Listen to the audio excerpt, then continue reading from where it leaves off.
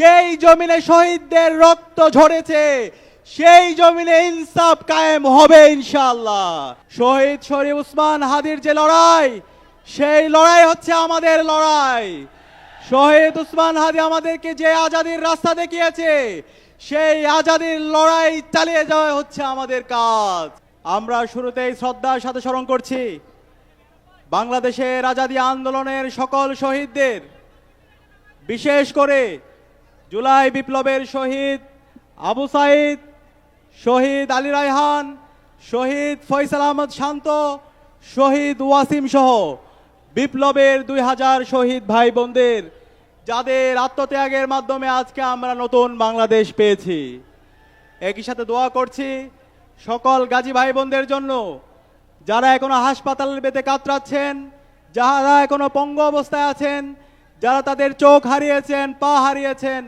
আল্লাহর কাছে দোয়া করছি আল্লাহ তাআলা যেন সকল গাজী ভাই বোনদেরকে দ্রুত সময়ের মধ্যে সুস্থতার নিয়ামত দান করে। একই সাথে শ্রদ্ধার সাথে স্মরণ করছি আধিপত্যবাদের বিরুদ্ধে, আগ্রাসনের বিরুদ্ধে যিনি সব সময় বলিষ্ঠ কণ্ঠস্বর ছিলেন, যিনি সব সময় ইনসাফের পক্ষে কথা বলেছেন, আমাদের সহযোদ্ধা শহীদ শরীফ ওসমান হাদিকে। শহীদ শরীফ ওসমান হাদির যে লড়াই, সেই লড়াই হচ্ছে আমাদের লড়াই।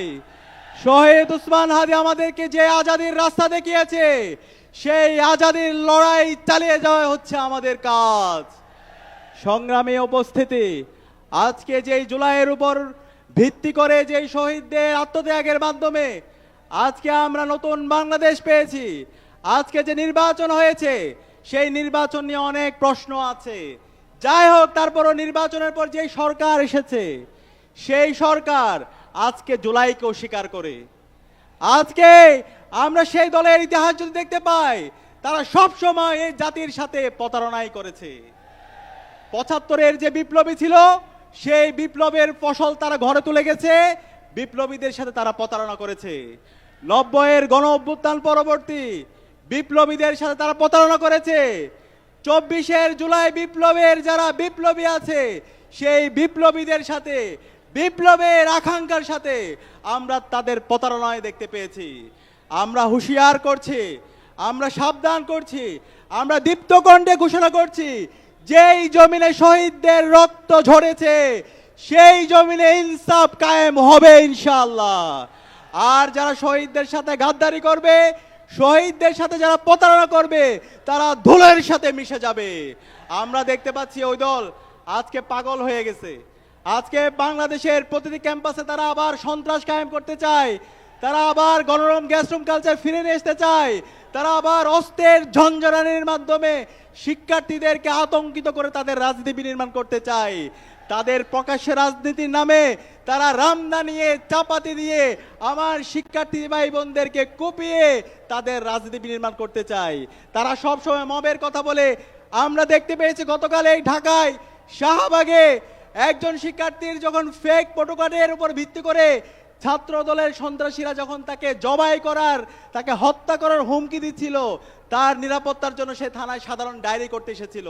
কিন্তু এর প্রেক্ষিতে আমরা দেখতে পেয়েছি ছাত্র দলের সন্ত্রাসীরা সেই থানায় গিয়ে 28 অক্টোবর লীগের সন্ত্রাসীরা লগি বইটা দিয়ে যেভাবে নেককারজনক নৃশংস কায়দায় এদেশের মুক্তিকামী মানুষদেরকে পিটিয়ে নৃত্য করেছিল, ঠিক একই কায়দায় আমরা গতকালকে শাহবাগে শিক্ষার্থীদের ওপর, ছাত্র সমাজের ওপর তাদের নৃশংস হামলা আমরা দেখেছি। এবং এই হামলার পর যে শিক্ষার্থী তার জীবনের নিরাপত্তার জন্য গিয়েছিল, তাকে 12 ঘন্টা সম্পূর্ণ বেআইনিভাবে পুলিশ হেফাজতে তাকে রেখে হয়রানি করা হয়েছে। আমরা কি আবার একটা পুলিশি রাষ্ট্রের জন্য আমাদের শহীদ এত জীবন দিয়েছে?